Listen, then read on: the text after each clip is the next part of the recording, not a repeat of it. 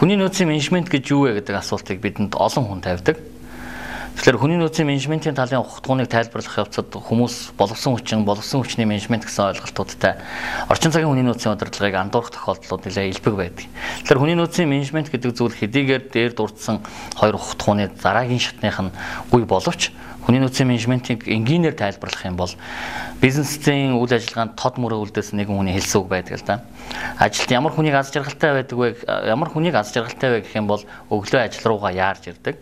Орой гэрлүүгээ баяр хөөртэй харьдаг тэр л хүнийг хамгийн аз жаргалтай хүн гинэ гэсэн ийм тодорхойлт байдаг. Тэгэхээр энэ тодорхойлтын дагуу бид нар аваад үзэх юм бол ямар хүн өглөө ажил руугаа яарж ирдэг вэ гэж. Нэгдүгээр тэнд сайхан хамт олон бүрэлдэхүүн тохиолдолд ажилтан ажил руугаа яарж ирдэг. Энийг хүний нөөцийн менежментийн хувьд бол сонгон шалгаруулалт, баг бүрдүүлэлт гэдэг ойлголтын хүрээнд бид нар авч үздэг. Хоёрдугаарт ажил руугаа ажил мэргэжилтэд эзэн болцсон хүн яарч ирдэг. Энийг бид нар хүний нөөцийн удирдлагын тогтолцооны хүрээнд сургалт төгжил, дасан зохицол гэдэг ойлголтын хүрээнд тодорч авч судалдаг юм багтхан ба. Гуравдугаарт ажилтан ажил руугаа яардаг гол шалтгаан нь хангалттай цалин хөлс, хангалттай шагнал дурамшуулал, хангалттай цалин хөлс шагнал дурамшууллыг тодорхойлоход хэрэг болдог зөв шударга гүйцэтгэлийн үнэлгээ байгаа тохиолдолд ажилтан ажил руугаа яарч ирдэг.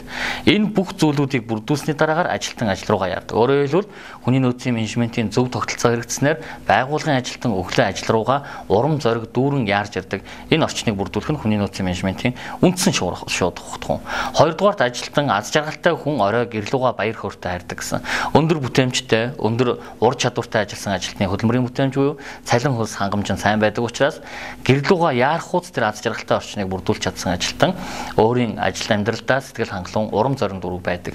Тэгэхээр байгууллагын хүрээнд компаниг үр ашигтай ажиллуулж, за ажилтнууд үр ашигтай ажилласан компанийн үр дүнд ажилтнуудын цалин хөлс шагнал дурамшууллыг зөв зохистой зохион байгуулж чадсанараа хүний нөөцийн зөв удирдлагын тогтолцоо хэрэгжиж байна гэж үздэг ёстой юм аа.